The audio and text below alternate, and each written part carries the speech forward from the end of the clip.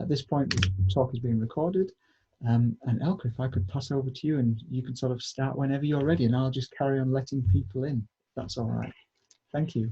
Well, thank you very much for the invitation. I'm really excited to be here, and I prepared something for professional photographers as well as for beginners. And if you have questions, as Mark said, just put your questions into the chat box, and yeah, I will try to answer them all. Let's see how many questions there are. So I start with how I got into photography, because I think this might be interesting and inspiring and motivating for some people, because I never believed in my talent, absolutely not. I always admired other people's pictures and thought I don't have the talent. And years ago, I had a very tough time with my family. I had taken on my mother-in-law who had dementia. My mother-in-law was really, really lovely, but dementia is not so lovely. And we had taken her and cared for her here, and it was quite, yeah, challenging in a way. And that was in 2007. And in 2009, my father died, and I had to take care of my mother as well. So that was a really stressful time. And I had decided to start a one picture day project on January 1st, 2010. And just before that, the dogs started barking on Christmas, and they barked and howled, and I didn't know what they were up to, and they ran straight to the bathroom door, and there I found my husband unconscious in the bathtub. And he had, the diagnosis was a severe brain hemorrhage due to a ruptured aneurysm. So that was now complete chaos. I had my mother-in-law to take care of, my mother, and my husband in the hospital. I started this one picture a day project despite my husband being in hospital, or rather because of it, because I wanted to try to keep up a bit of normality. So I took a picture every day, starting from January 1st, 2010. And the doctors first didn't have much hope that my husband would survive it, but then he survived it, and but I didn't know how things would get better. I mean, he had no short-term memory at all for months or for weeks, and he couldn't remember anything, not even a second. In some ways, it was also quite funny. I wrote a diary for him, and he read that diary months later, and he laughed a lot about this diary because there were so many bizarre situations. But at that time, I didn't think it was funny. So I had the dogs to take for walks. That was my free time, and I worked as a translator. And so I had this trouble with sick relatives and my work and the dogs, and I took my camera with me on these walks, and I took pictures of the dogs most of the time. I just share my screen with you. Wait a second, I forgot that, but now you should see my screen. And so I took a picture every day. And later on, when my husband was conscious, I brought the pictures to the hospital and showed him pictures, and we tried to regain his memory.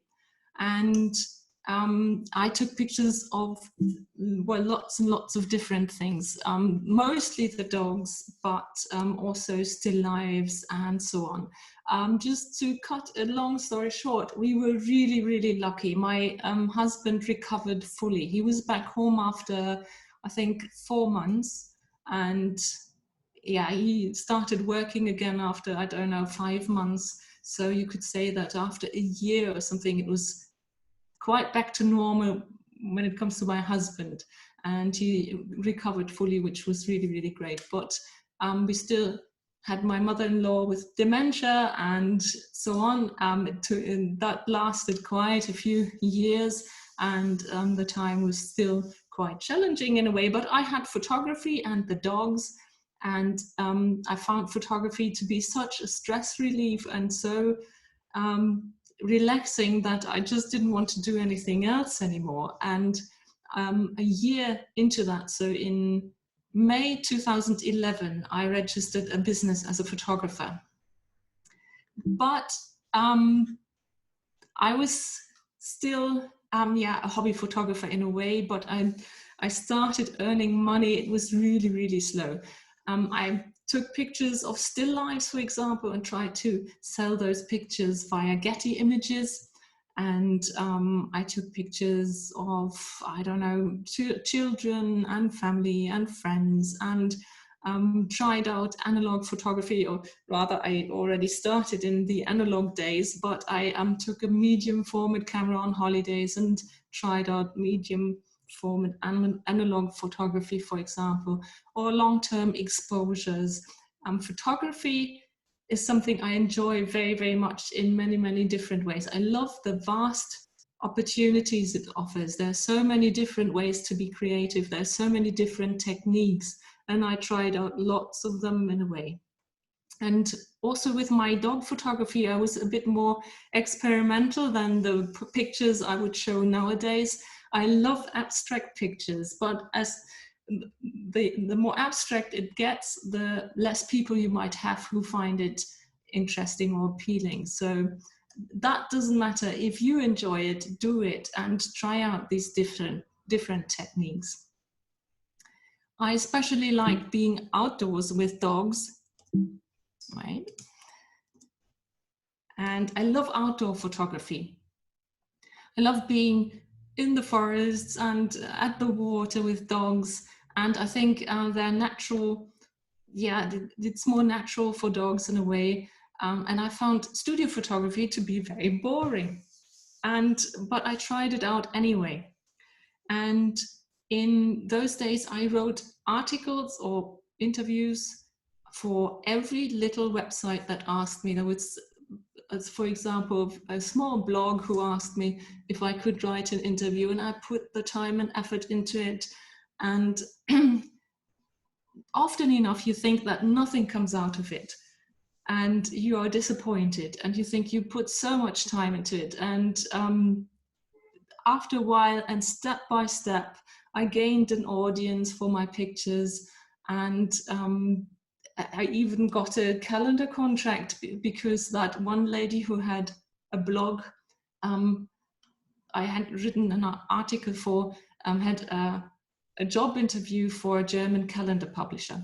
And so she said, if you hire me, I would do a calendar with her. And now I have this calendar, I don't know, I think the 6th or 7th time in a row, the 7th year or something. So when you think that, yeah, you're doing lots and lots of things and nothing comes out of it, it doesn't matter. Step by step, don't stop doing it. Take pictures. If you want to pursue photography only as a hobby, that's great, that's good. To try to make a living from it is actually quite hard, but still be patient with yourself, be patient with your skills, and of course with the dogs, that's also very important, and keep on going. I never thought that I would one day have publications in National Geographic and so on. It is an absolute dream come true, but it was also a lot of time I put into it, but I always made sure it's fun and I enjoy the process. So it doesn't really matter how much time I put into it. And so I wrote articles for websites, and one day a website contacted me. They wanted to feature my pictures, and I was on holidays. And I just told them, well, I'm on holidays, I can't send you anything, just choose what you like and feature it. That's great, thank you. And what I didn't know was that that website was huge. It was called Bod Panda, and they feature interesting stories and nice pictures, and they have loads and loads of followers. So all of a sudden, my pictures went viral. Every other outlet like the Huffington Post and BuzzFeed and This is Colossal, My Modern Met and so on featured these pictures. And the funny thing is they chose my studio pictures.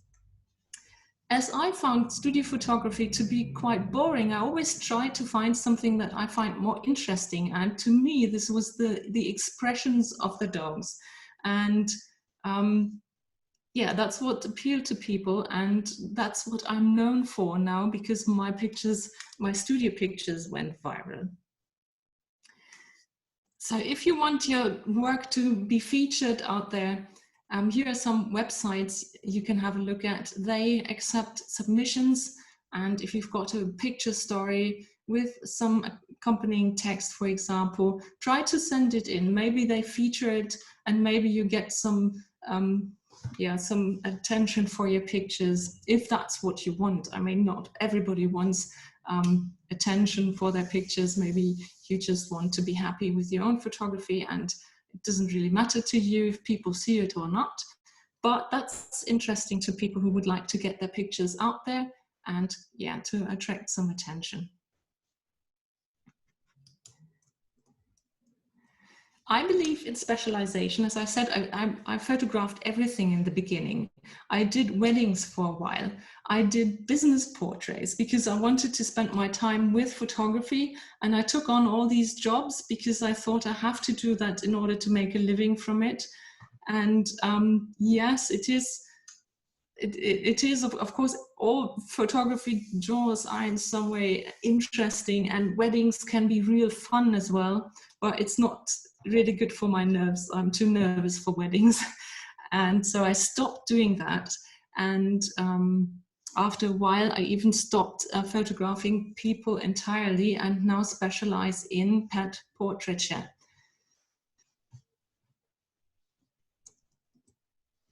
But I don't rely on one source of income. I have lots of different sources of income. I don't, currently I don't do any private sessions anymore. That's because this year, somehow, yeah, private sessions were not relevant anymore. I am known for my dog pictures, but I also photograph horses as well as cats. And that's all I do. But I, show them on different platforms out there.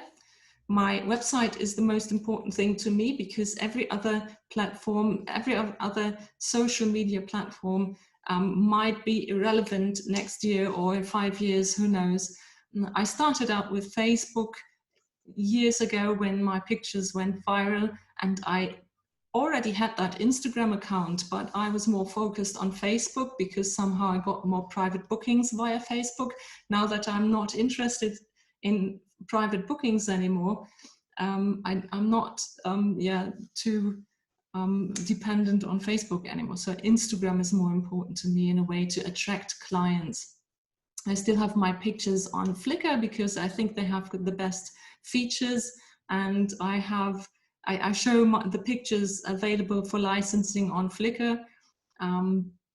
Because it's, well, you can showcase your pictures quite well there, in my opinion. I used to be very active on 500px, but that's, for example, a website which lost a bit of its appeal, in my opinion. And yeah, I'm on Twitter as well, but that's not that interesting for photography. So have a website if you want to have your pictures out there in the world. Have it up to date. Try to have a modern and easy to navigate design, and then try to put extra time into Instagram, for example, if that's interesting to you. To me, it's very important to have Instagram, because I do attract a lot of clients via Instagram. So this is an overview. In May 2011, I registered a business as a photographer. I took pictures of nearly everything. I was first a part-time photographer, and my main job was a freelance translator.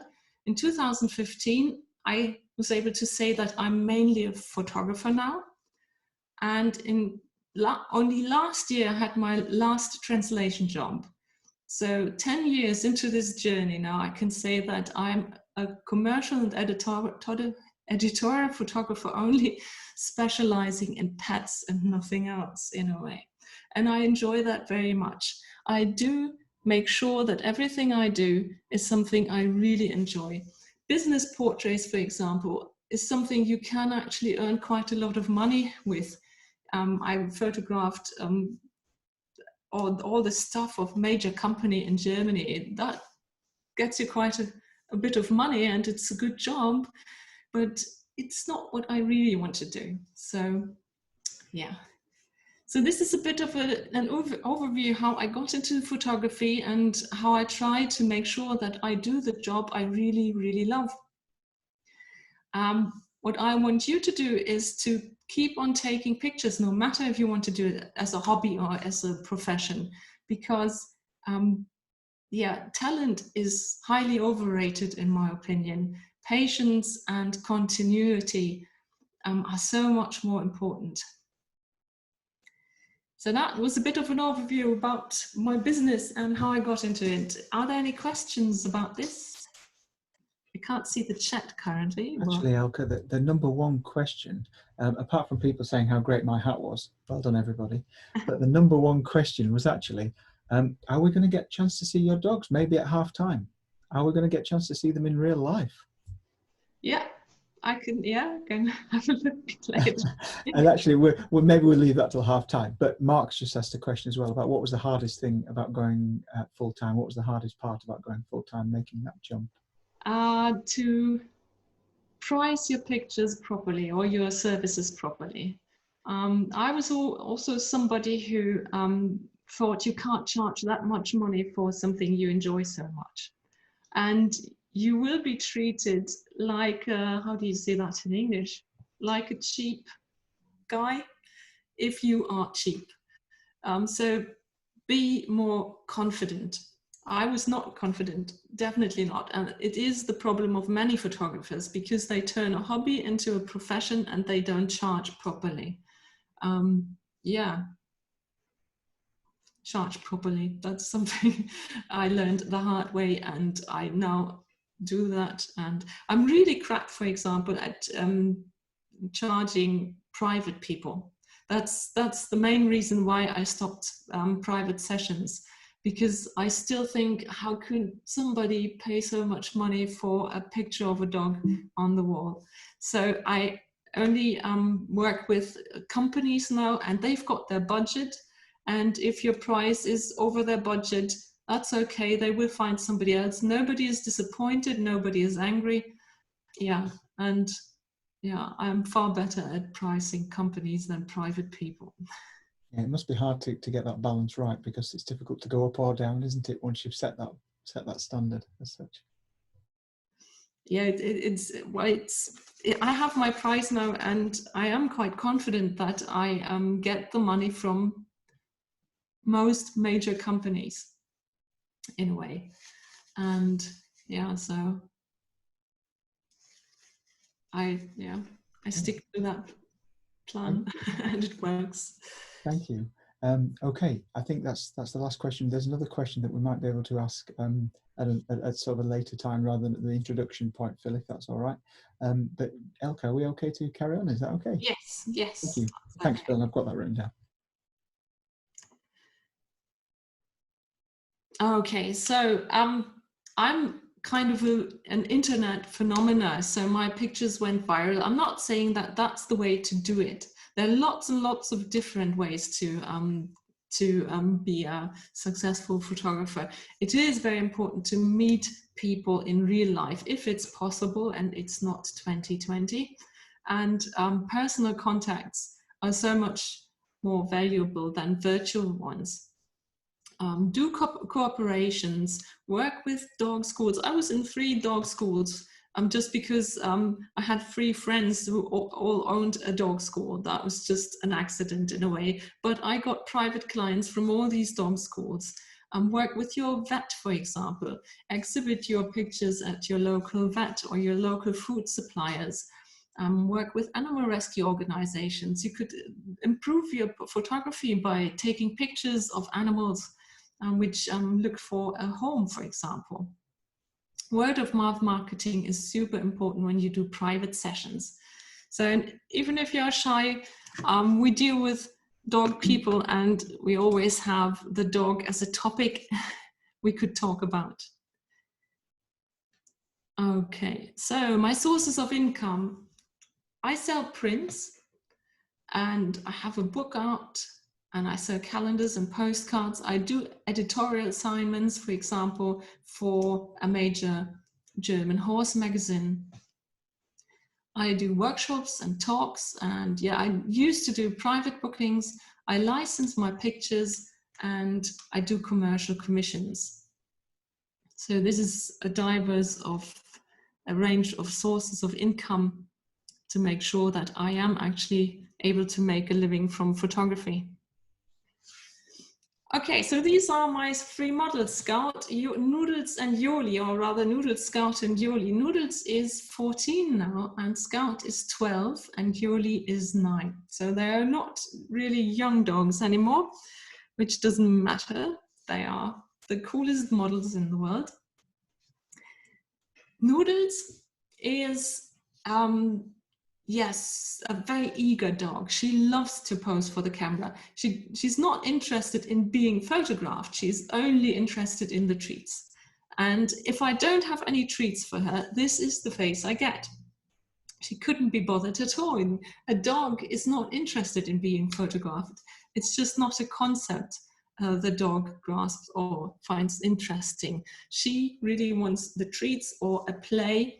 And if I have that, she is the most eager and best model ever. She is often enough overly enthusiastic, so I have to make sure that she doesn't hurt herself for pictures, because she jumps on trees just because she thinks it looks like a good location. So she is a very, very patient, not patient, she is actually very impatient. When I don't hand over the treats, in trouble. And this is Scout. She is the complete opposite. She used to be very, very shy. And she didn't dare to jump on things when I got her. She was 6 months old when I got her. And yeah, I posed some challenges and I asked her to jump on things, and when she overcame these challenges, I applauded her and cheered her on, and you could see how she grew in size and was really proud of herself. So she is a dog who would actually do things just for praise, just for the attention. She is a diva now, and she is the coolest dog ever. She does the silliest ideas for my camera.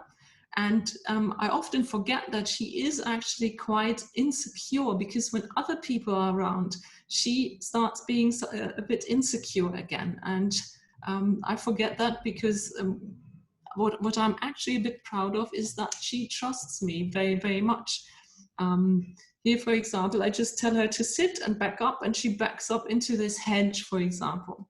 Or she lies down wherever I want her to sit or to lie down. And yeah, I did that in small steps, and every step was short and yeah, with lots of praise and with treats and so on. And she learned to enjoy this session very, very much. All three of my dogs want to be the first in row when I get my camera out, because they learned it's always fun. Actually, Elke, I've got a quick question on that. If you wouldn't mind, just if I could just jump in here. 2 questions which link really, really well here. In fact, a couple of 3. One was talking about how to keep them engaged. So what kind of tricks and tips did you have to keep them engaged? Another one is a bit of a techie question on what lens do you use? And actually, how long do you spend photographing them? I suppose perhaps before they or you lose interest. So 3 questions. I'm sorry that there are 3 questions there, but I think they're all kind of quite linked. No, that's good. Yes, my sessions with other dogs than mine are usually not longer than 1.5 hours, because after 1.5 hours, or maybe sometimes even 1 hour, the dog is tired. Even if they don't have to jump or run, the fact that they have to focus for so long, to concentrate for so long, that tires them out. And a dog that arrives, a model dog who arrives here in my studio, is already quite excited about this new situation, and this excitement leads to the dog being tired after only a short time. So 1.5 hours is my maximum session duration. My own dogs would actually sit for ages, because they're not nervous or excited anymore. But I know what I can do with a single dog. I know what Noodles will do, and I know what I can use Scout for. And the sessions don't last that long because we're a good team now. Then my favorite lens in the studio is the Fujinon 16 to 55 because I can do silly, funny shots with 16 millimeters on a 1.5 crop camera. So that's 24 converted to the full format. And I can do more elegant ones with 55 millimeters. In the studio, I'm quite near to the dog most of the time. I have a platform where I put the dogs on. I will show you a picture later on of my studio where you can see this platform. It's not too high, so the dog could jump off that platform, but I don't want to use a high platform where when the dog tumbles, falls off the platform, it might hurt him, he might hurt himself. So it's a small platform, but still it does, it does make them stay on that place for a while. And I have lots of treats, and for a fast or for a very energetic terrier, I might have a ball. For example, I had a very nervous terrier for a very important commercial session. He had some traumatic experience, and he was really, really nervous. He was actually not that best model in a way, but terriers, when they are in action, when they can run, they forget about fear or whatever. And so I threw the treats through the studio for him. He ran after the treat and came back on my platform, and I took the shot and I threw another treat. So that terrier had lots of fun and just forgot about being scared. Mm-hmm. There are loads of tricks. I will show you some other things I use for to motivate the dogs or attract their attention. I've got a large number of noisemakers, squeakers, kazoos, and musical instruments, for example, to make them head tilt and look into the camera. And I will talk in more detail about that later on. Yeah, in that case, then I'll hold back the next 3 questions until we're a bit later on, because I think you may end up covering them. So I don't want to ask you to go over something you're going to do anyway. But thank you. Yeah, was that the 3 questions? I can't really remember now. But... Well, the questions are rolling in, but yes, you did get all 3 questions. Well done. Okay. So this is Yoli. He was very, very noise sensitive, and he didn't like the flash or the strobes being fired. When a dog is scared of the flash, it's usually not really the light itself, but the sound. So I switch my strobe, which is here right next to me, that's why I'm looking up there. I switch it to a low power setting, and I switch off every peep signal it might give to make sure that there are not so many annoying noises. And he is more of an outdoor model to me, because in the studio he either looks a bit grumpy, I don't know, or a bit bored sometimes, or even sometimes a bit scared. In this case here he looks really, really cool, but that's just a picture taken outdoors and not with strobe, and he just sits in front of our house. But when he's in action, he looks like the funny character he actually is. So he's more my outdoor model and my action model, because then he looks really, really enthusiastic and funny and so on. So I've got these 3 very different characters who already teach me quite a lot. All 3 of them need a different motivation. My Noodles wouldn't act for my camera at all if I just praised her for it. She needs treats or a play. Scout would actually do for just nice words, whatever I want from her. And Yoli, needs to be taken care of a bit more because he is so noise sensitive. And but then again, I can choose him as my outdoor model. So what I would like you to do is meet lots of different dogs. Ask your dog school or your local shelter if you can take pictures of the dogs looking for homes. You will learn so much more than in any camera manual or any workshop or talk when you meet lots of different dogs, because dogs are so very different in character. The most important thing in a way is, when you would like to be a real dog photographer, is to meet these different characters and try to find a different approach to all these personalities. And with every dog I meet, I learn a new trick, and I've met hundreds now. So in this case here, I went to Spain and photographed former stray dogs in a shelter. The other dogs were barking in the kennels. It was an absolute awful situation in a way. It was really not very good for pictures, but I had to work with what I got. And I had to try to make these dogs pose for my camera. You can still see that they're not really happy about. They still seem to think if I'm trustable or not. At least the right one here, he looks quite worried. Yeah, but meet different dogs to improve your photography. All right. But on the photographic, on the point of you going to the shelters, Fiona just asked a great question. What, how do you sort of, or how do they accommodate that? Do you take all of your equipment there, or how does that actually work? Just out of interest. Yes, in this case, I took my flash and a background. So we had a large black piece of cloth and tripods. We had quite a lot of stuff there.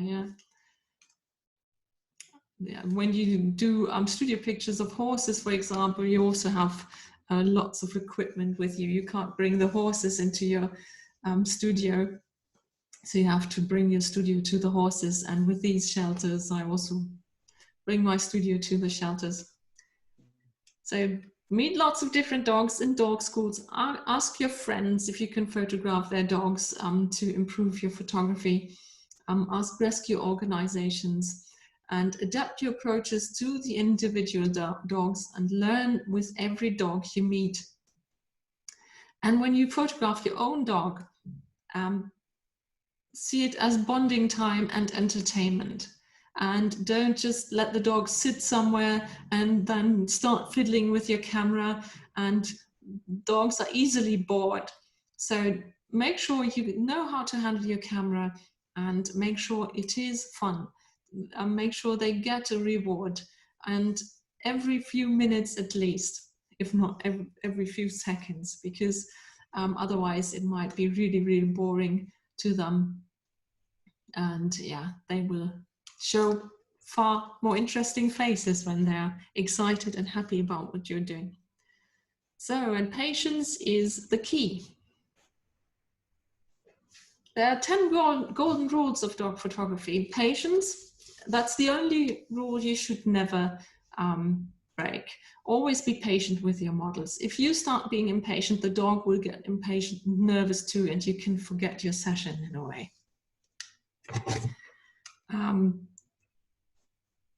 Separate your subject from the background, for example, with a narrow depth of field, or by complementary colors, for example. I will go into more detail for these points later on.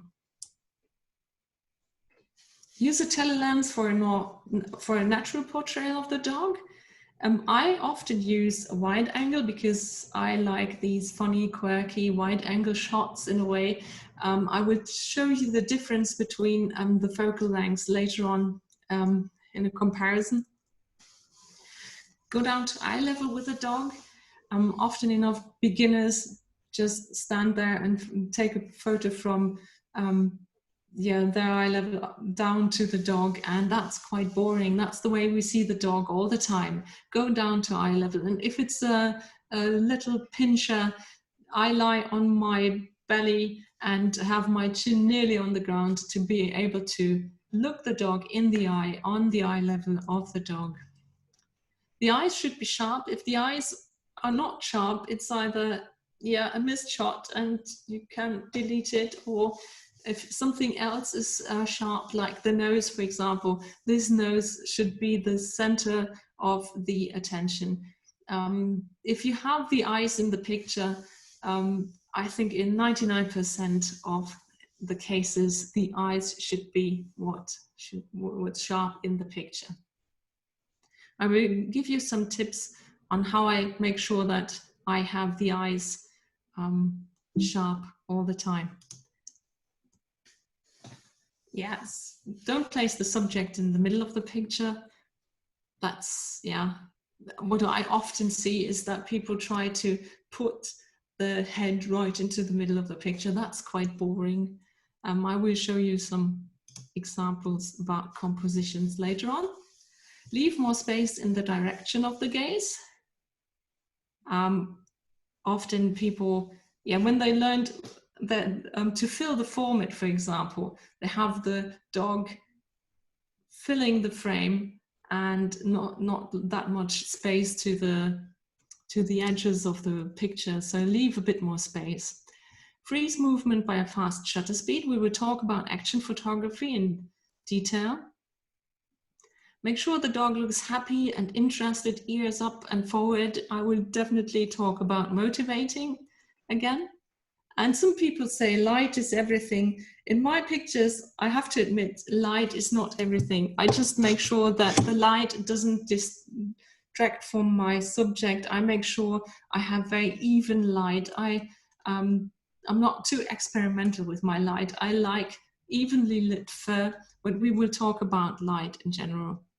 In detail too. So these are some golden rules you could stick to if you like, and if you manage to have these right or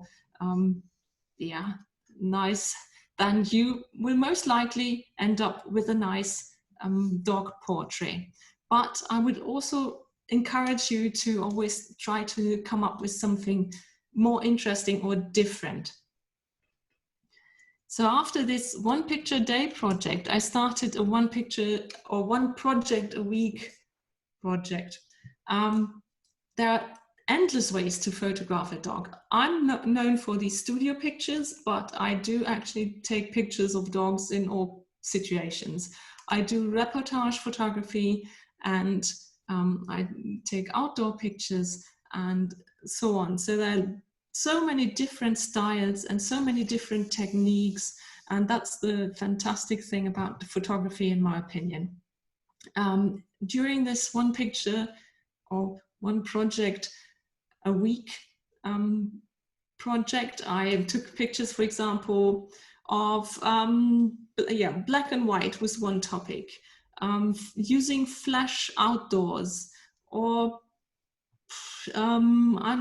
candid shots, where I tried to get shots of dogs which were not posed at all, high key pictures, low key pictures, action shots.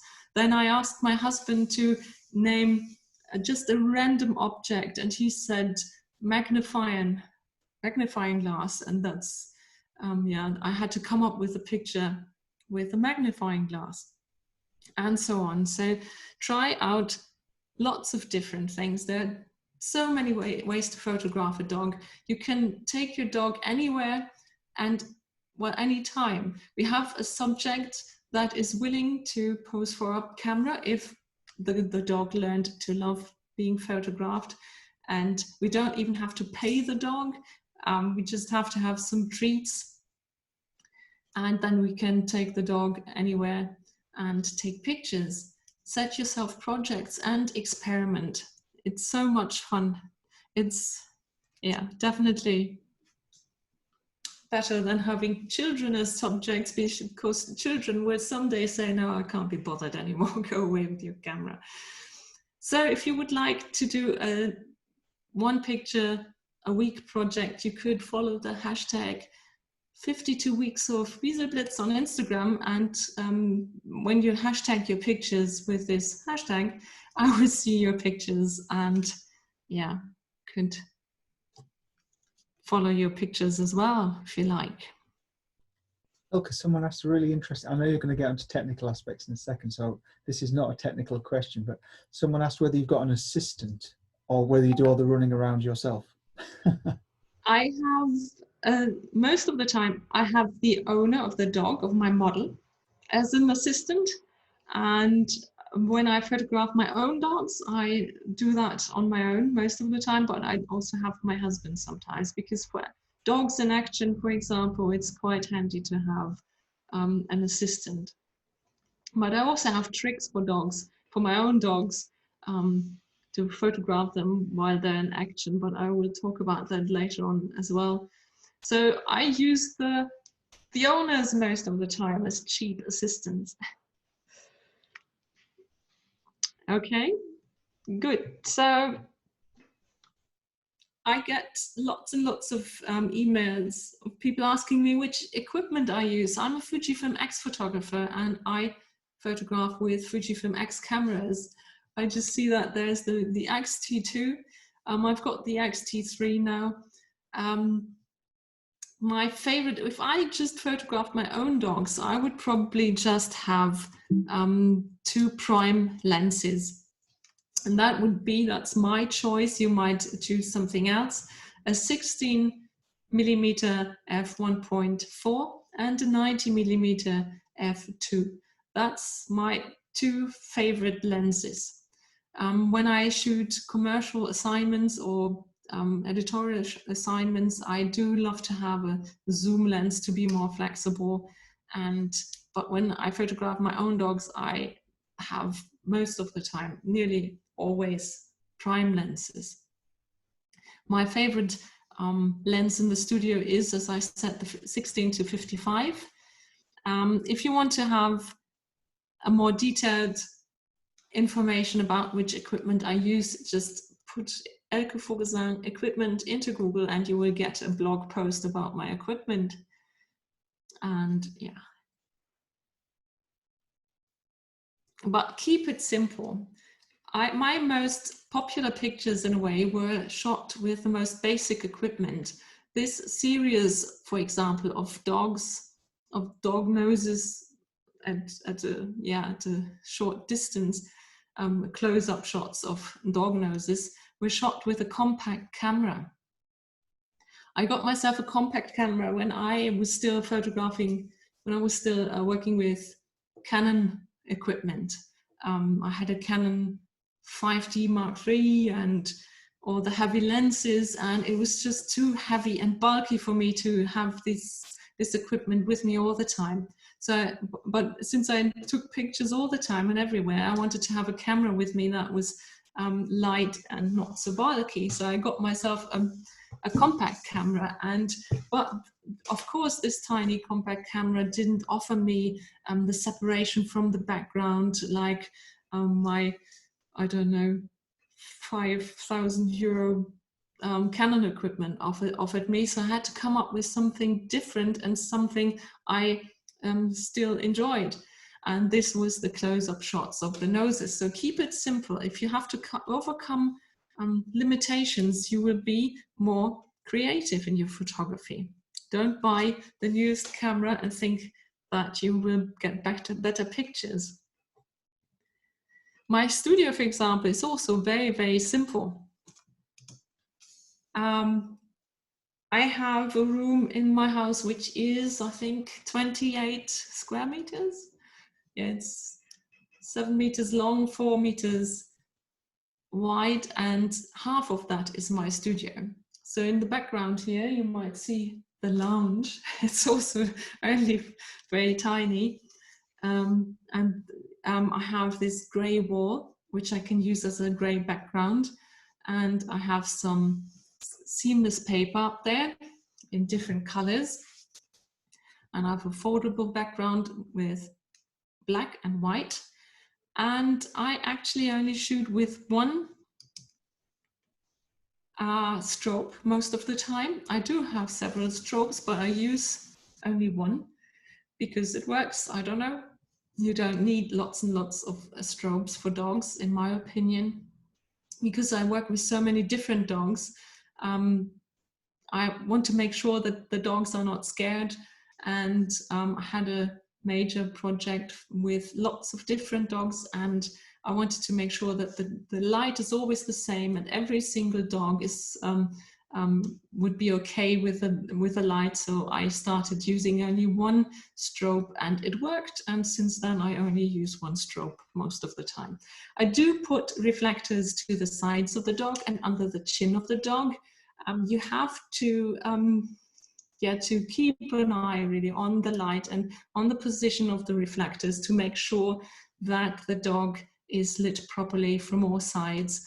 It is, of course, easier with several strobes, and you can be more experimental with several strobes, but often enough people think that studio light is some kind of magical thing nobody can learn. It is the most simple thing in a way, if you have an eye, if you develop an eye for having setting the light.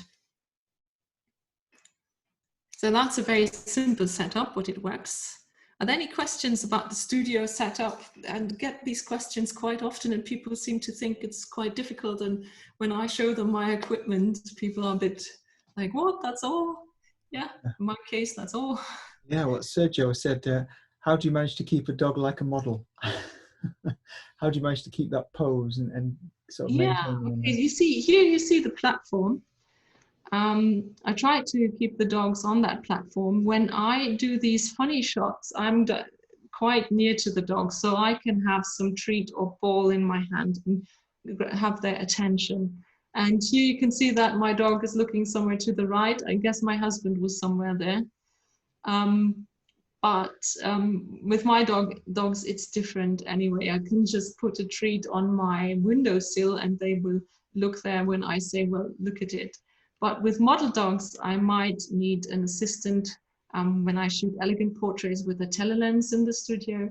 And otherwise I sit right in front of them and have something interesting and make sure they enjoy themselves. And yeah, I do several breaks during the session to make sure the dog doesn't lose concentration. I have really yummy treats for them, so they stay interested. Yeah. Yeah, a couple of questions as well, and this is kind of an interesting point to ask this one about how do you cope with sort of solid colour dogs, sort of solid black dogs, you know, and because obviously that's really tricky with the light reflection and so on. Yeah, everything you learn for lighting whatever coloured dogs is especially important for black dogs. I do have that topic as well for outdoor pictures. In the studio, it would actually be handy to have at least 3 strobes for black dogs.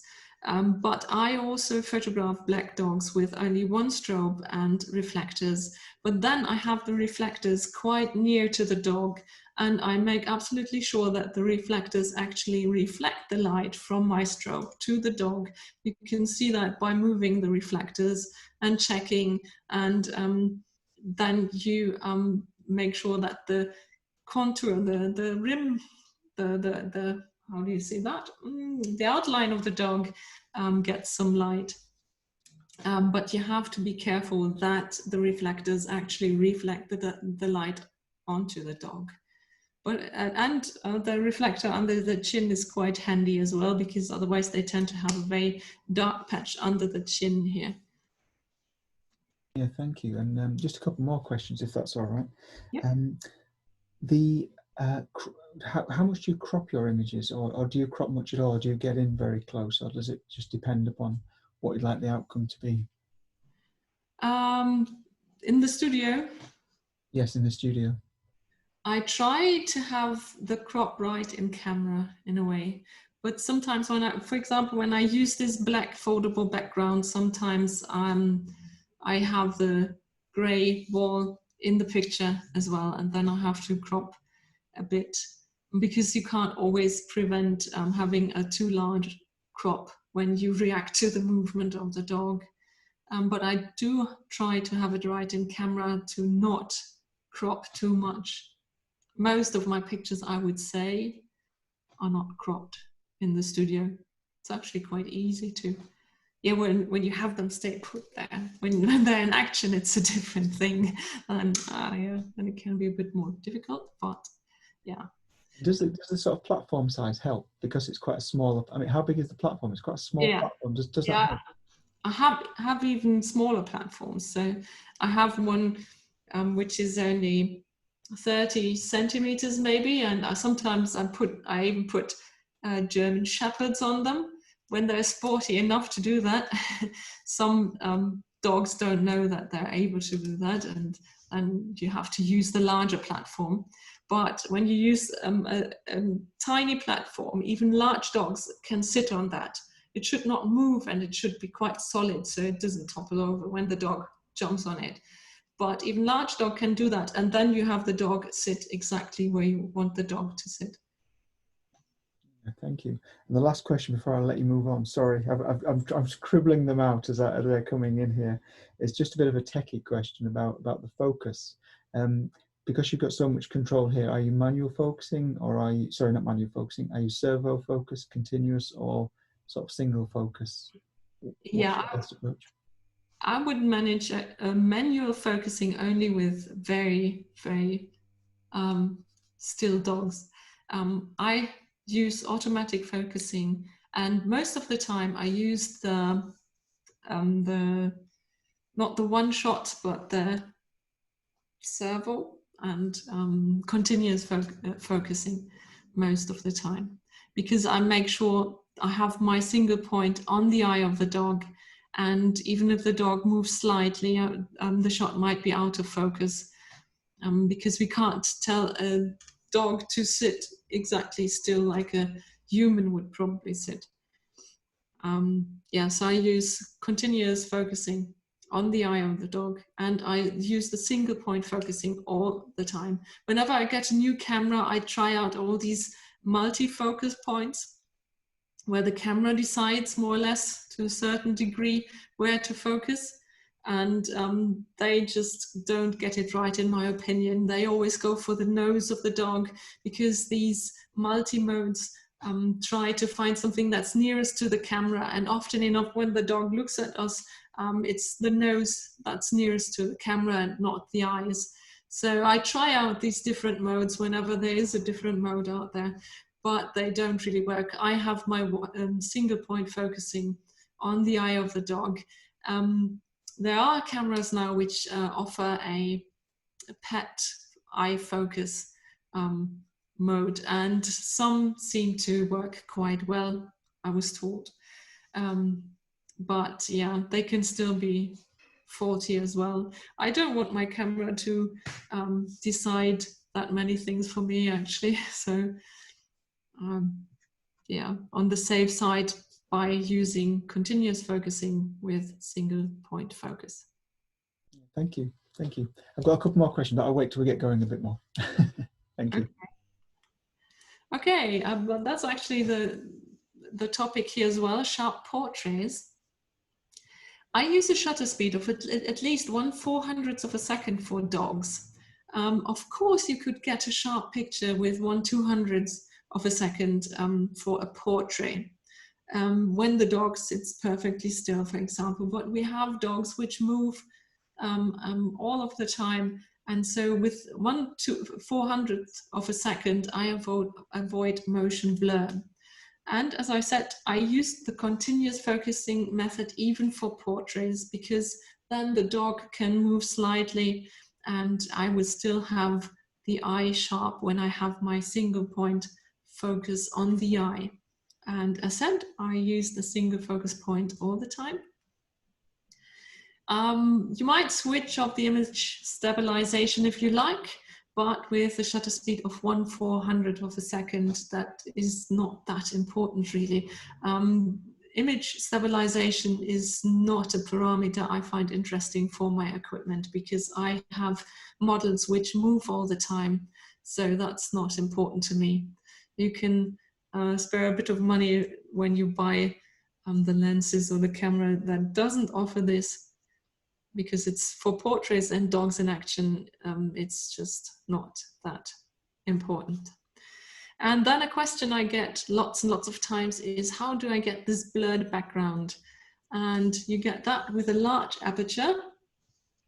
And I just go through this quickly because it's a bit boring, maybe, I don't know, but it's also interesting, and lots of people wonder why their pictures are not as don't have that much impact as the ones they see on the internet, and it's often just this blurred background, for example.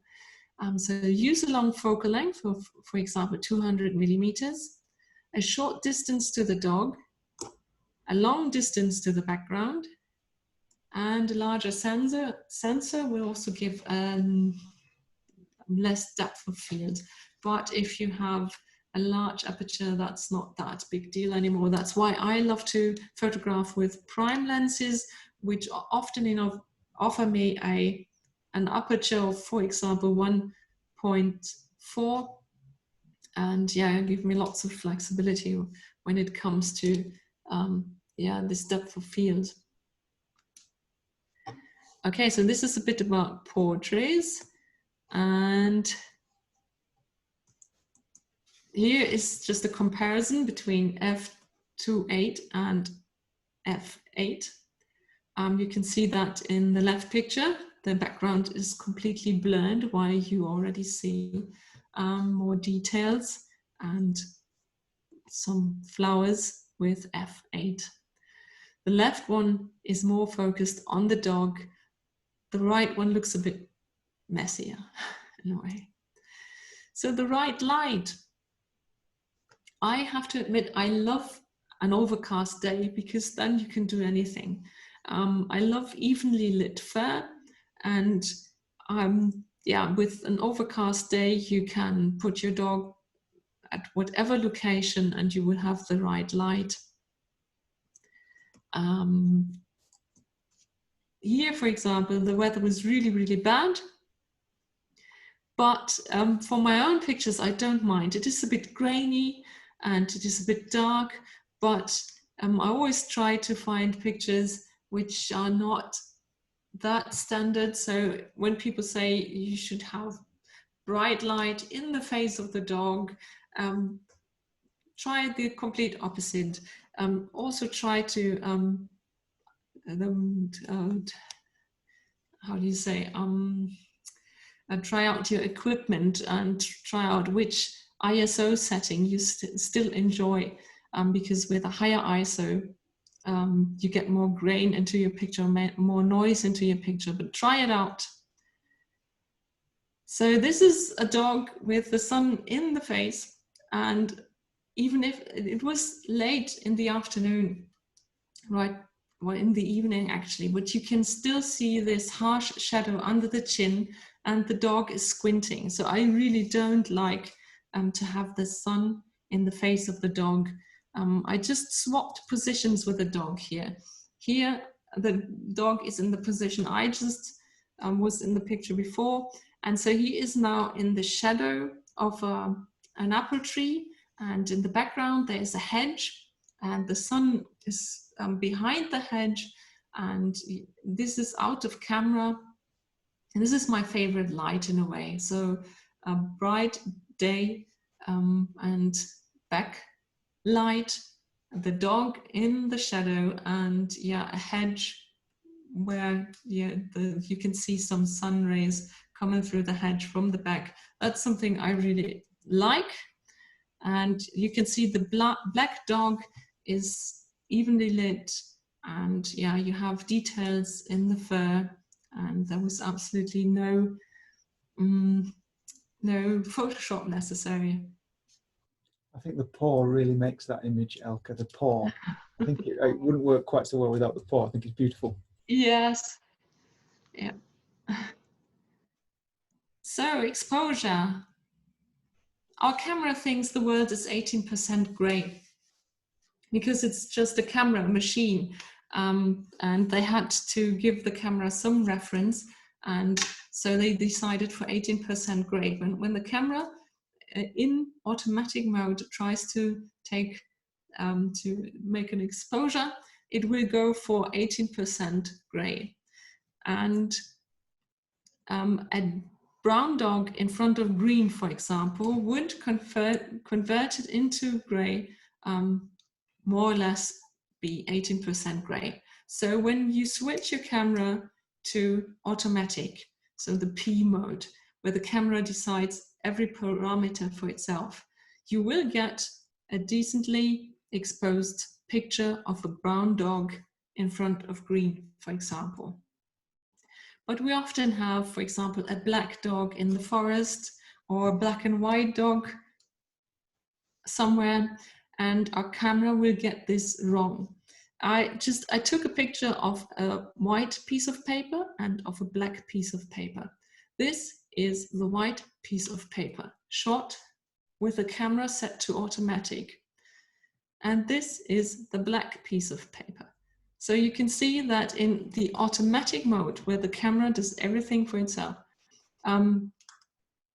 this black and this white, or the other way around, this black and this white paper looks more or less the same, 18% gray. That's why a black dog in the forest gets overexposed, and a white dog in the snow is underexposed.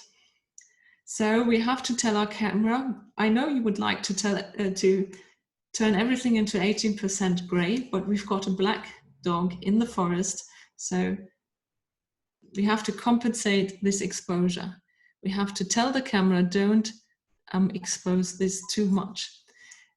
Just shortly, because I think this is a bit of a tedious topic and boring, and I actually just use one setting all of the time, and I don't care for any of the other settings. There are different modes in which our camera measures the exposure. You can tell your camera to, for example, just measure our picture on a very certain point. That's the spot metering, for example. Or you could tell the camera could meter your picture, the exposure, on a larger point. Or it could take into account the whole picture. That's called the matrix or multimetering mode. That's got several different names. That's the one I use most of the time. We have a digital camera. I'm not running around doing exposure meterings with a meter on my dog all the time. I just take a test shot and have a look if my exposure is right. And then I adjust my settings, the aperture, the shutter speed, or the ISO. So don't hassle too much about these different modes. I use the matrix metering mode all of the time. Some people say with a black dog, you should, for example, use spot metering, but it will also lead to a wrong exposure if you rely on this spot metering. So we've got these three parameters: aperture, shutter speed, and ISO. The aperture is, I mean, that's a bit basic. I'm not sure if I'm boring you with that, but the aperture is the hole in the camera or in the lens through which you can let the light fall. Oh, that was terrible English. And we have the shutter speed. That means for how long we let the light into the camera, and the ISO, which is the sensitivity to the light. And we can now tell our camera who sets the aperture or shutter speed, you or your camera. And we talked about the P mode, which is the automatic mode, and which will lead to an overexposed black dog in the forest. I'll learn to use these S and A and M modes to have your dog properly exposed. P is for automatic. Well, you probably know that, but just a few things which are important for dogs, because I get asked these questions quite often. I use shutter speed priority for dogs in action, or whenever I would like, whenever I run the risk of a blurred picture due to a slow shutter speed. For example, a black dog in a forest. Because then I know I want my portrait to be shot at 1/400th of a second, even though it is a very dark place and my dog doesn't reflect lots of light. If I used the aperture priority, I might run the risk of the camera choosing a shutter speed which would cause a blurred picture due to camera shake. Okay. And aperture priority I would use for portraits, for example, when it's important to me to use a shallow depth of field. But I often also just photograph in manual mode. And the ISO can always be set individually. You can switch it to automatic, or you can dial it in. I try to have my camera at a low ISO setting to make sure that I have a clean and sharp picture. But if you have a camera which has quite good ISO performance, you can even switch your ISO to automatic if you like. And yeah, my camera, for example, has even very, very good performance at, I don't know, 4,000 ISO. Okay, that was the tedious technical part now. I hope I didn't bore you too much with that. Black dogs. Again, pay special attention when you have a black dog. Wait, just a second.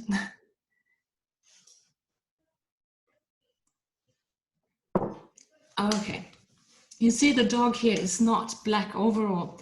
There are lots of highlights in the fur. And a black dog is not black everywhere, but make sure that even the darkest parts show some details. I overexpose slightly a black dog, even if I now told you that you should tell your camera to underexpose. When I shoot in manual and I try to have as many details as possible. This here is a very difficult situation in a way because the dog has this very wide nose. I always make sure that the highlights are not blown out. That's very important. The dog sits in front of the open door of a garden shed, and I make sure only the dog gets some light from all sides, and the background is completely dark. And this is out of camera without any Photoshop. You can see that it's a bit brighter. I would probably tone it down a bit, but you've got the perfect picture to work with. Because I made sure that the dog faces the brighter side. So behind me there is open space, and to the sides of the dog there was also open space. And not a dark forest, for example, which would not offer that much light. A black and white dog is actually very difficult in some ways. Always make sure the highlights still show details, and then you might have some parts of the black fur which don't show any details anymore. But that's not as much of a problem than burnt out or highlights. Make sure the dog doesn't sit in direct sunlight, for example, because that would be really, really difficult for a black and white dog. When you have, for example, sunlight on the nose of this dog and there's a bit of shadow on the dark ear, you will definitely have a very burned out highlights on the nose probably. An overcast day is again the best situation for photographing such dogs. Okay.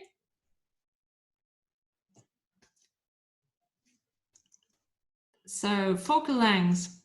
As said, I take pictures of dogs outdoors, for example, elegant pictures with a telelens, for example, 200 millimeters.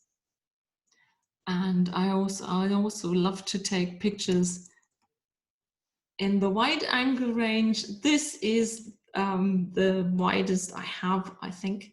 And it is very, very, a very obvious effect. The dog gets distorted and looks a bit silly.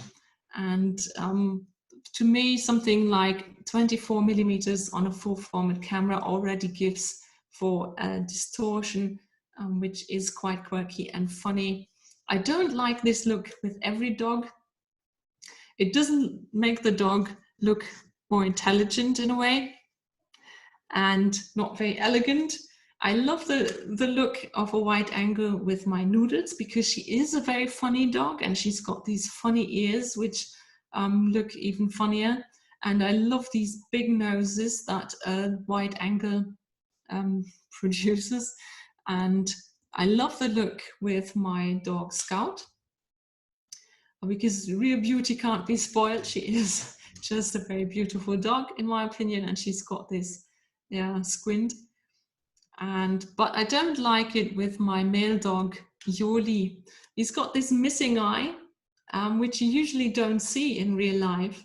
But with a wide angle lens where everything that's near to the camera and that's is exaggerated. So the nose is very big and the eyes are very big, and everything that's a bit more in the background is all of a sudden very tiny. When you've got a full body shot of a dog, for example, you get this very thin and even a bit sick looking body of the dog, while you've got this big head when the head is nearest to the camera. And in this case here, all of a sudden this missing eye looks like a huge hole in his head.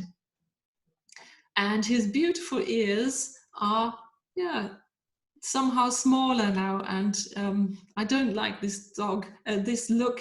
I love this dog, but I don't like this look on elderly dogs or sick dogs, because the wide angle distortion, this barrel distortion, makes the dog look a bit thin and a bit sick even in some ways. But try it out. Maybe you like it, maybe you don't like it. Don't photograph the dog of a breeder only with a wide angle. They will hate it because it leads to a distortion and the dog is not presented in a positive way. Here's a direct comparison between 200 millimeters, the same dog, the same location, everything is the same except for me always trying to fill the frame, so the distance to the dog is different and the focal length is different. You can see the difference between 24 millimeters here and 200 millimeters here. That's how she actually looks like. The telelens also gives a bit of distortion. It gives a pincushion distortion, so it is a bit squeezed, but it's not as obvious the effect as the wide angle barrel effect. And you can also see the effect it has on the background. Here you can still see where the grass ends and the hedge starts, while in this picture it's only just colors in the background. So the depth of field is very, very different between the focal lengths. That's something I love to play with. I love to give the dog a character. If I have a funny dog, I would definitely use the wide angle to have some funny, quirky portraits. If I have an elegant dog, I will get some elegant shots with a telelens. Yeah, and old dogs, for example, I would most probably photograph only with the telelens to not make them look even older and sicker. Elke, can I just ask a question here at this point, if that's okay? I'm sorry if you've mentioned this because I have missed it, if that's the case. Do you use any reflectors with your outdoor photographs at all? And oh, sorry, go on. Hardly ever outdoors. I to lie on it. I have a reflector with me and I just end up lying on it and using it as a mat instead of reflecting any light. I love that you can have the dog act more naturally outdoors. So in the studio, they sit on that one place, and I love action outdoors. And reflector in action photography is not really tricky. Yeah. And in fact, Mary's just asked a really interesting question as well, which was, and I'd not considered it until she asked this question, as to whether you look at the background and the colour of the dog to make sure they don't clash, or whether you just take whatever's there. No, I even did a project with my dog Noodles, where I put her in front of lots of different colored backgrounds and had a look what fits her fur color. And then I took other dogs and looked for fitting background colors. And I do have a look which background color fits the dog. Yeah. Thank you. And Carol, great question. Before we move on, I think this is a really good one. Do you have a favorite sound effect? You don't have to do it now, by the way, but do you have a favorite sound effect? Yeah, I have, what is it called? It is called a giggle stick. When I Googled that, I found lots of dildos, actually. I don't know, but I think in the UK they called it giggle stick. It's, do you know these tins which you turn around and then they give a sound like Yes, yes. Oh, now you've made that sound, I understand exactly what you mean now. Absolutely. And there are some sticks which there is something in there, and when you turn it around it just does some me, and the dogs find that super interesting. Right, thank you. I'll try and find that on Amazon. Yeah. I'll try and pop it into the comments. Thanks. Okay, dogs in action. Use a shutter speed of, well, something around 1/1000th of a second, or 1/1250th of a second to freeze action. With that shutter speed, you should be able to even freeze fast dogs in action.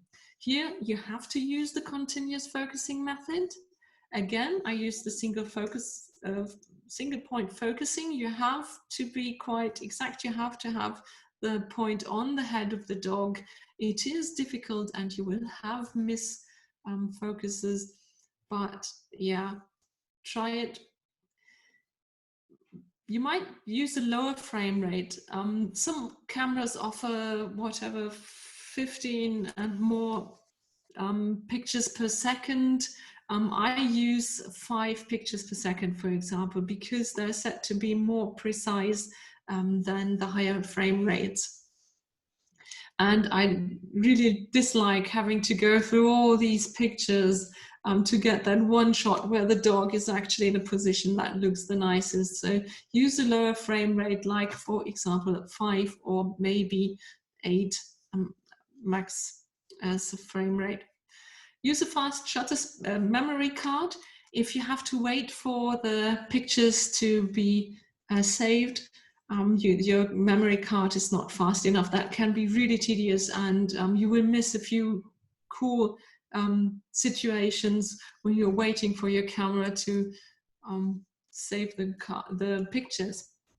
Here you have to switch the image stabilization off, because the image stabilization system tries to counterbalance for camera movements. And here we pan with the dog and we move our camera with the action of the dog. And with these high shutter speeds, you can't really blur the picture anymore by moving your camera. So the image stabilization is really not necessary, and it might even slow down your system. So switch it off. Can I ask a question? Oh, sorry, Elke, I thought that was the last one. Go on, I'll ask a question after this one. Okay, yeah, light and contrast is very, very important here. You will get more sharp shots when the dog has the sun in the face. Yeah, when the dog has the sun in the face. Choose late evening or early morning to have the nicest light. And as I said, the dogs tend to squint when they have to look towards the sun. When they chase a ball, they don't squint anymore, and maybe you can let them run slightly off, not directly into the sun, but slightly at an angle. But yeah, with the light in the face of the dog, you will have definitely more sharp pictures. But then again, try the different a different approach as well. I love action shots in backlight, for example. It is very difficult, but you just need that one shot. You don't need hundreds of sharp shots. When you've got that one shot where everything fits, that's a great success already. Okay, your question? Yeah, actually, thank you, Elke. This question came from two different people about the method of focusing. So I'm not sure about Fuji's, I've not tried it, but do you use back button focus on your camera, or do you use a normal focus button to achieve that kind of stable shot? I tried out back button focusing with every camera I had now, and I just don't like it because you have to use two fingers to operate it. And I operate my camera with only one hand most of the time, maybe not when shooting dogs in action because I often have an assistant, but when I have something like a treat or a ball, whatever in my hand, I have only one hand for my camera. And now with back button focusing, I have to use both fingers to focus and to push the trigger, and I find that not very handy actually. So I don't use back button focusing at all. Yeah, thank you. That was the only question I had at this point. Thank you. Okay. Yeah, when I photograph my own dogs, I have a few tricks how to do that. I wanted to have a picture of all of them in action. They're very, as I said, they're very different in character. They often do lots of different things. One is digging for mice, the other one is, I don't know, eating grass somewhere, and it is difficult to have all of them in one picture. So I put here, in this case, for example, I put them behind these flowers and called them and to get my picture of all three of them in action. And you can see that all three of them have, yeah, the enthusiasm is a bit different. The one in the middle is very enthusiastic. Noodles is a bit older. She is very eager to come when I call her, but she's not as fast as the one in the middle. And Scout is still pondering if it's worth it or not. But I do have my picture with all three of them in action. So because they had to jump over these flowers, it took several attempts and the flowers didn't survive this session. But I did have my picture of all of them in action. And then here, for example, there is a path between two patches of grass. And when I call her, she comes and she runs towards me, and I know she won't jump on this path. That's a concrete path, and so I know she will not step on it, so she would jump over it, so I get a nice jump shot when I call her. So I tried to find some tricks like this to photograph my own dogs in action, and I made sure that when I call them that there's always action and fun, so they're still enthusiastic about coming to me. And yeah, well, often enough, when you have two dogs, when they play together, just, yeah, get some candid shots. That might be the most interesting shots. And often enough, the owners of the dogs are more worried that the dogs don't behave. I love when dogs just do whatever comes to their mind when they do what they want to do.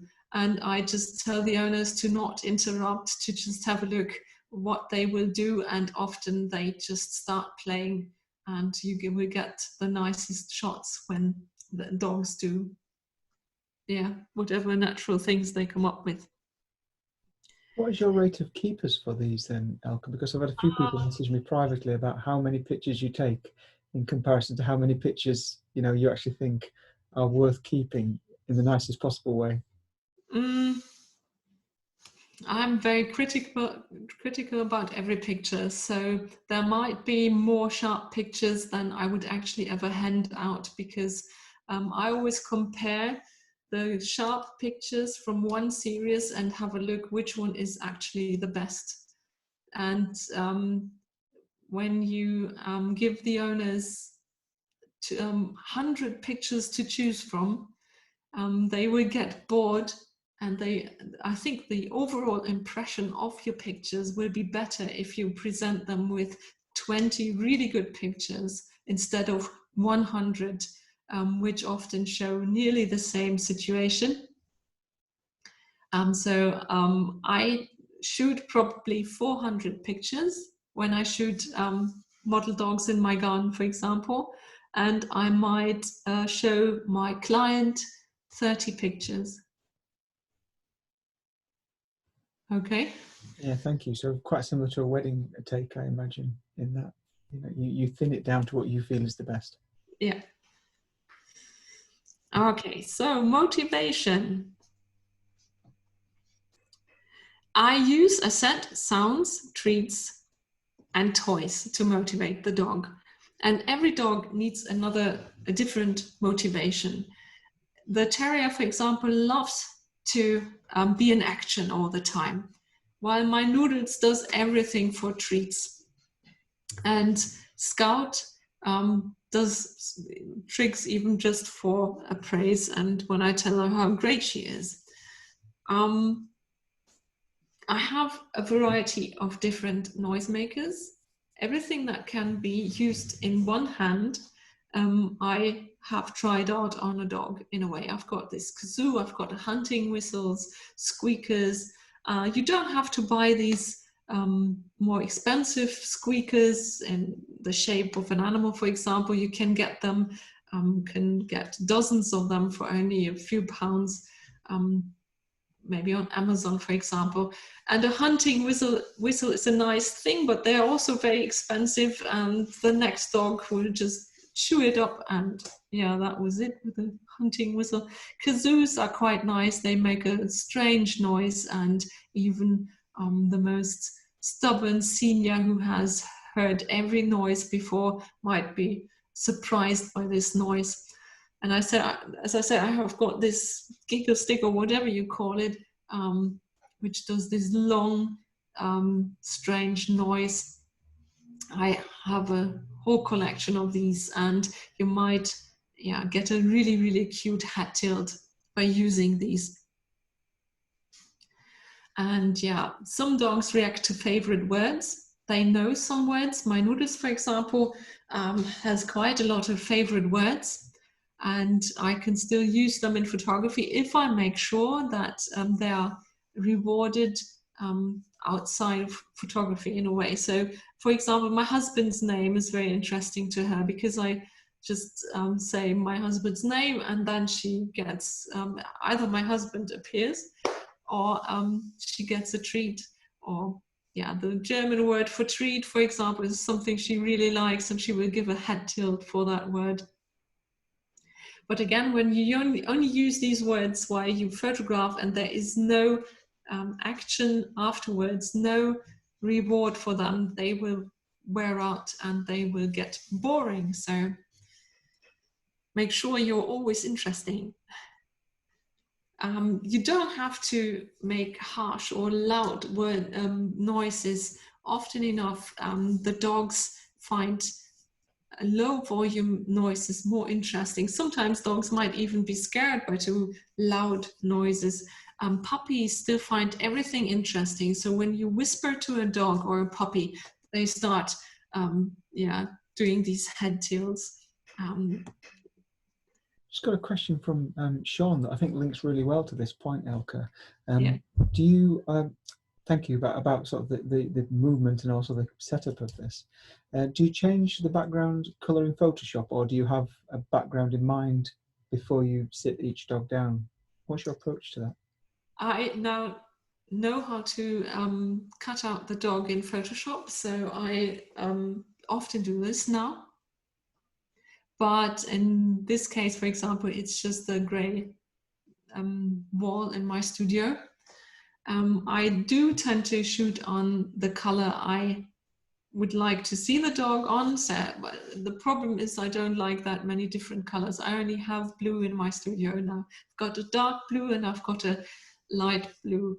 And when I've got a black dog, for example, I make sure that I have some pictures on white because then I can easily cut out the dog and swap the background. But in the studio, I love to use blue because I can easily change it to green without cutting the dog out. So it really depends. In the past, I never changed the background and shot on the background that I found suitable for the fur color, but nowadays I might change it afterwards. But I do try to have it right in camera as well, to not have to cut out every dog. And I do try to also have the light right, so no shadows on the background. With only one stroke, sometimes that's difficult and you have to make some corrections, but it's actually a bit annoying to have to do too much in Photoshop. Thank you.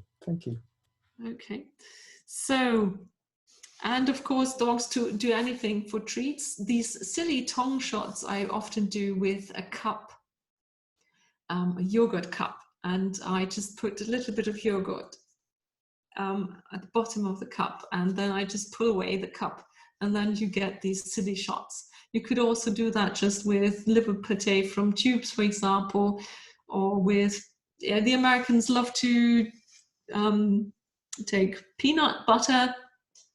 That's not that popular over here, but you could take peanut butter, for example. Just make sure it doesn't contain these sweeteners.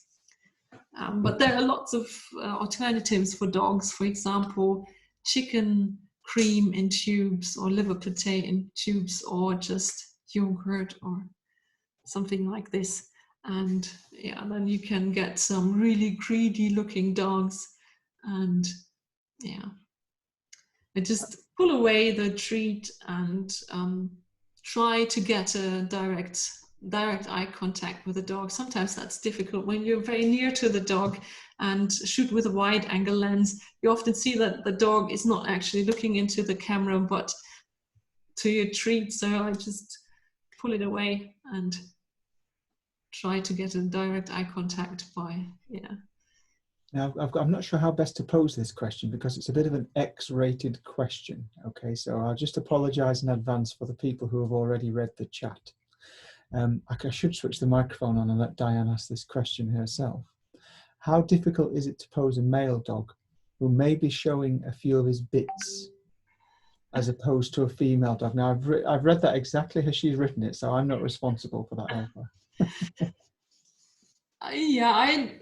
I have a look if I can, if the front paw can hide the bits. And outdoors, I don't have that much problem because they're standing or running. And if they are too excited, which can happen, then Photoshop is your friend because, well, it happens. Yeah, in the studio, I tend to do quite a lot of headshots actually, and not too many full body shots in the studio, but I do have a look if the bits are showing and try to hide them behind the hind legs, front legs. Thank you. Okay, and then you could of course also use toys. Some dogs react better to toys than to treats. But then again, there are some dogs who are real ball junkies, for example. And when an owner tells me I can play for hours with my dog with a ball and he doesn't get tired, then I'm really, really skeptical because often enough these dogs are ball junkies. They don't see anything else anymore. When you get out the ball, they will only have an eye for the ball, and they won't react to any commands anymore, and they have this really crazy look. And I like funny looking dogs, but I don't like crazy looking dogs in a picture. If you want to get elegant portraits and you already got the ball out with a ball junkie, you can forget your elegant portraits because you will just look absolutely crazy. Also, back to the treats again, don't get the high priority treats out immediately. Try more uninteresting treats first, because a treat obsessed Labrador might sit on your lap immediately and won't pose for your pictures anymore because you got out the sausages or the liver pate or whatever. Try some boring treats first and see if the dog already does everything for that treat. And yeah, but some dogs react really good to toys and can be directed with toys. And of course, for action shots, you can throw a ball or a toy. When the toy appears in the picture, always make sure it is photogenic and not some old, wet, muddy piece of cloth, because it will just ruin your pictures. Yeah. And once in a while, you have a dog who doesn't react to any of your motivators. Like this dog, for example, a dachshund. They are so stubborn sometimes.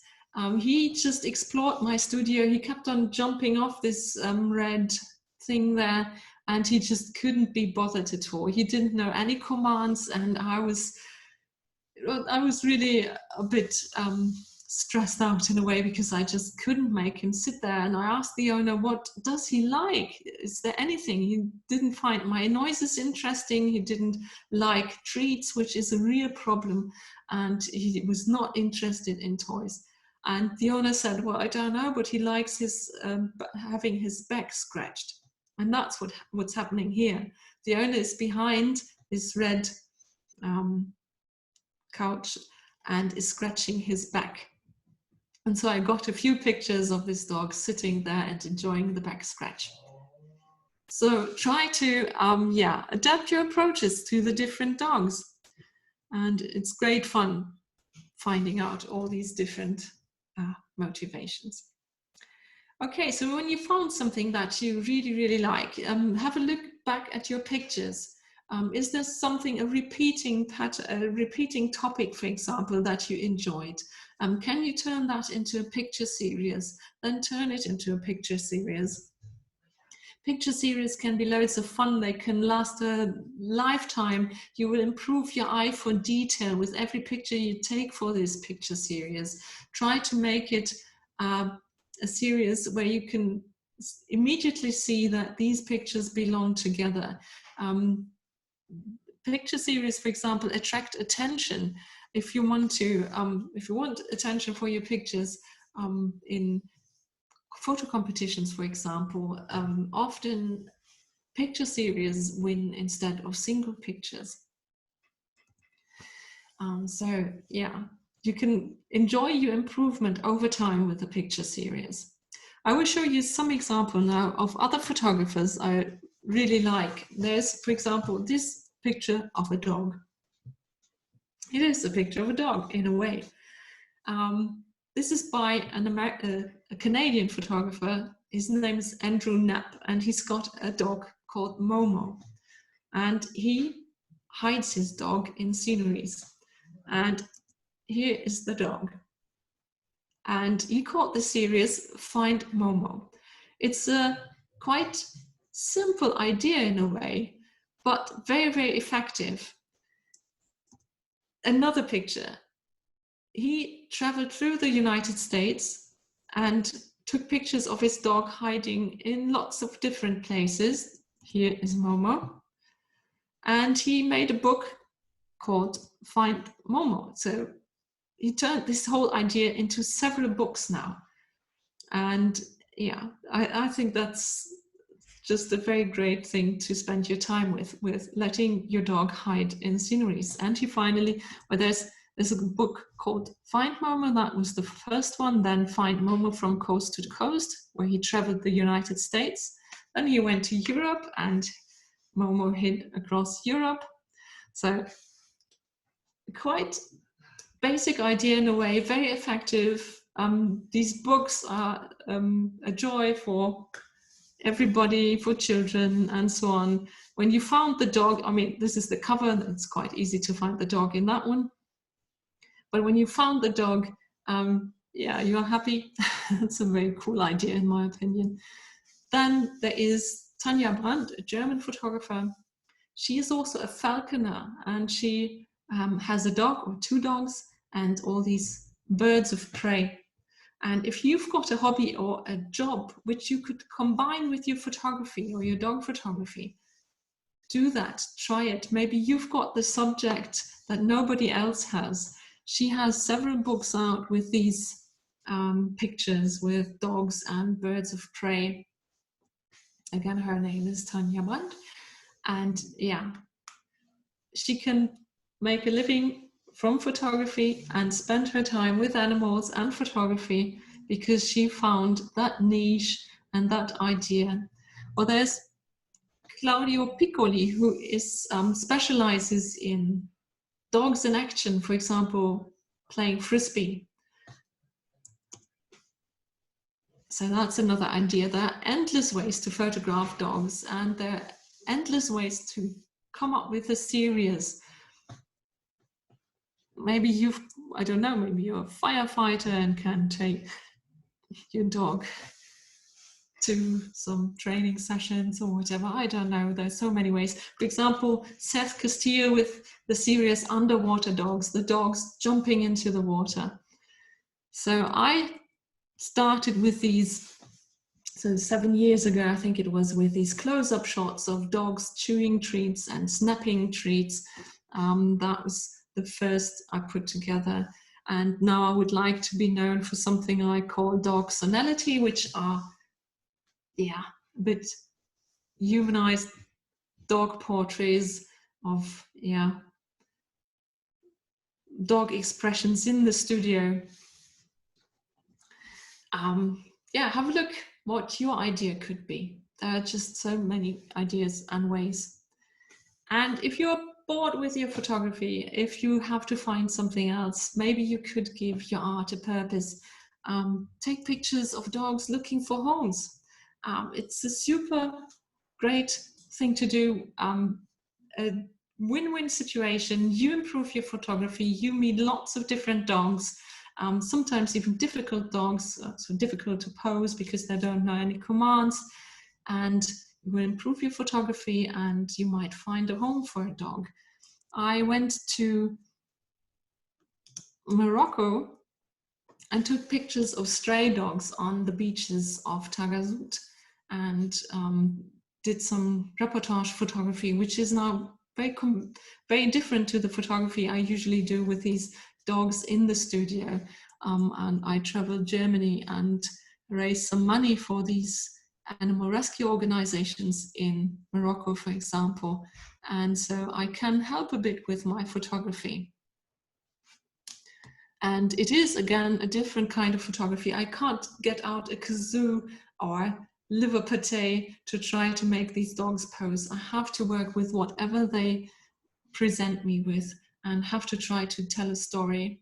I enjoy this very, very much. I mean, I can combine travel with photography as well, which is really, really nice. And it gives your photography a purpose. And today we would like to support a rescue organization called Retired Greyhounds Canterbury. Half of the money from tonight will go to this organization, and if you like, visit their website, and maybe you have a spare euro, pound or dollar, and yeah, would like to support, yeah, retired greyhounds looking for homes. Yeah, I'm going to jump in here, Elke, just to let people know that I think you're being quite humble. And I hope you don't mind me saying that that Elke's actually not taking a fee for tonight. And this is why we're able to make such a strong donation to Retired Greyhounds in Canterbury. So Elke's not going to say that, but I think that's worth mentioning. I really appreciate you doing that tonight, Elke. Thank you. Oh, thank you. Well, that was what I prepared, but now you can, yeah, post questions.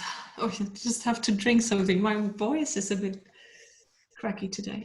Yeah, thank you. Well, I just want to say, I mean, what a wonderful talk. I mean, absolutely, you know, that you need to have a look at some point in the chat.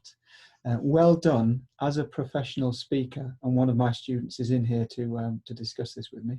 But as a professional speaker, talking for this length of time on one topic is incredibly hard, but actually you captivated us for the last 2 hours. Thank you very much. I will just say, absolutely wonderful talk. Thank you very much. Thank you. No, no. A couple of questions came through throughout about the sort of editing software that you're using and your sort of approaches. I mean, are you using Photoshop or are you using different software? What's your approach there? Yeah, I use Lightroom and Photoshop. Lightroom just for the library functions and a bit of contrast and yeah, to increase the to lower the highlights on stuff like that. So to correct the exposure, and then I clone out, for example, loose fur and slobber in Photoshop, and I might replace the black background in the studio with Photoshop. I try to keep the Photoshop work at a minimum, especially when I shoot outdoors, because yeah, I want to have it as natural as possible in a way. Thank you, thank you. And we've gosh, loads of different questions that came up throughout. So I'm going to have to try and find my way through these now.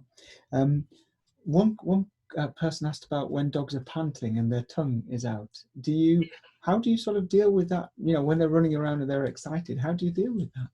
Yeah, when I have the owner to help me, I just tell them to tip on the nose of the dog, and the dog will be surprised for a second and close the mouth and maybe swallow. And then I will give a treat, and you have this 1 second where the dog is swallowing the treat. So they will chew, that doesn't give for a good picture, but when they swallow the treat, you have this 1 second where you have your shot without a tongue. But this tip on the nose also works quite well because they look a bit surprised and close their mouths. Thank you. Good tip. Good tip. Also, a couple of other questions about one person asked quite early on about, and I do apologise, Lydia, but I didn't get a chance to ask this one, about whether when you're working with dog schools, as to whether you charge them or whether you did that free of charge. So when you're, I suppose, when you're building that portfolio, how did you build that relationship? Well, it's different nowadays. I'm in a very luxurious position nowadays because I charged people to photograph their dog, and I use the pictures for my licensing archive. Try to achieve that because that's really cool. Well, nowadays I hire models and they get pictures in return. But when I still did private sessions, I did this approach by asking them if I could use the pictures for my licensing archive. And when I was still building up my licensing archive, and I shot for pictures I would like to sell, they don't pay me now. If it really depends. Well, dog schools, for example, I had my camera with me in the beginning when I was also a beginner. I had my camera with me and I just took shots and the people got pictures. Yeah. It should be, you should maybe try to not hand out too many pictures and to be too kind in a way. People will not thank you. It is a difficult situation. I nowadays shoot for free and with pictures in return, but because I know I can sell these pictures and I'm not so dependent on that anymore. But when I tried out my photography, I did that for free. I was happy about every dog I could photograph. But yeah, sometimes you run the risk of being the cheap photographer who does that for free and just as a hobby. It is a bit of a difficult situation, really. But then again, you will learn something. Yeah, of course, of course. So you could just take pictures in your dog school, and if somebody wants to have them, you could charge maybe. That's why I stopped charging private people. Did I tell you about that? I'm just crap at that. I hand out everything for free to private people. Yeah. You shouldn't do that. It's difficult. It's a difficult balance, isn't it? Yeah. It really is. And I suppose, I think one person posed a great question. I was desperate to ask you this question. It wasn't a good time to put it anywhere, but do you ever just sort of want to stop and play with the puppies? Yes. Yeah, when the dog arrives here, I try to ignore the dog first, which is really, really difficult. But they are not interested in me at that point. The situation is new. They want to explore my studio, and when we are outdoors, maybe they might say hi immediately. But then we're in a park, and the park is more interesting than me. And when they got my attention for a whole hour, there will definitely be a point where they're just all over me and want to cuddle themselves. So when they want to cuddle, I cuddle too. Yeah. But otherwise, I try to just not be too pushy. Yeah, thank you. And okay, and I'm getting a lot of peer pressure from people about looking at your dogs. Okay, so I will just warn you, but I've got one last tech question, and then I will succumb to peer pressure. So okay. the last tech question was about studio lighting. So one person asked earlier if you've ever tried just with a studio light without a reflector, and then another one has actually asked about the kinds of studio lighting modifiers you use. So I suppose that might technically be two questions, but I have. I just switch off here my presentation. How do I do that? Wait. There we go. Oh, can you see me now? Yeah, yes. Cool. Because I can show you my strobe. Can I do that without? If it doesn't work, I'll just edit it out of the video. It's okay. Yeah, well, let's see if I just smash my computer now. But this is my strobe. It is fixed to the wall, so it doesn't get smashed by dogs. And this is the softbox I use. Don't ask me what the name of that is. It's just some balloon thing I once bought, but it does give the same effect as an octabox. So I would always go for an octabox because I love the highlights they give, and I love the highlights of this one because it's round and yeah, I don't like square softboxes, for example, because of the highlights in the eyes.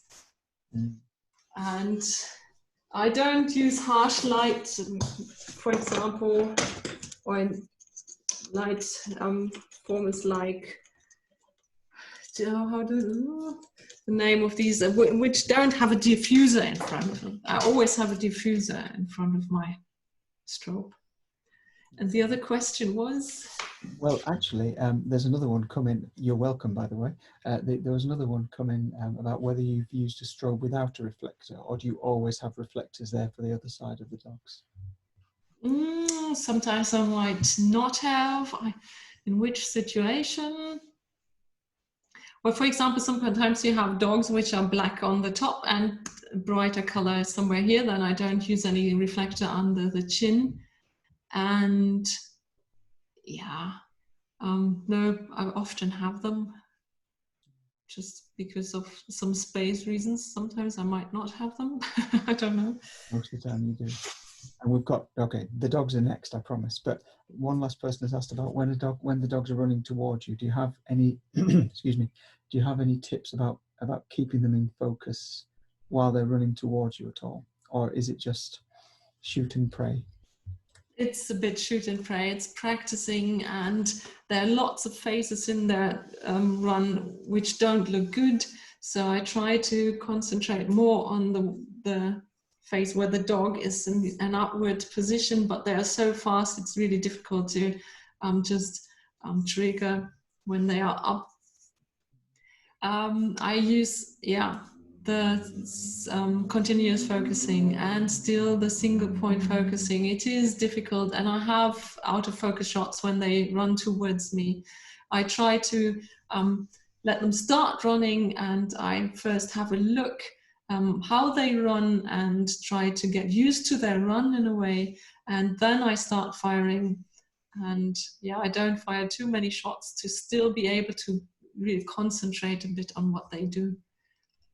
That's all I can say. It's really practicing and still having lots of missed shots as well. Yeah, thank you. Sergio has asked about shooting cats, but I know you've got some cat photos on your website as well, haven't you? Sergio could have a look at those. Yeah. And I think I've been asked by about 15 private messages, including WhatsApp messages, if we could see your dogs. Is that possible? Yeah, they're actually quite annoying outdoors. They want. I need a drum roll, I think. My husband just started them.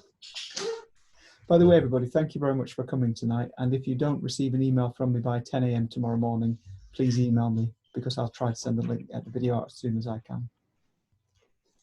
A second, I have noodles here.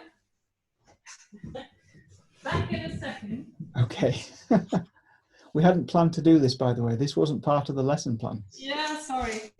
She is now deaf and she doesn't, but she is again overly excited. Do you see her now? But I have to lift her up because she would topple down. Ooh. Everybody's getting their cameras out. Whoa, she's. You see her? Yes, we can. There she is. This is Noodles. 14 years. I think we should wave to Noodles.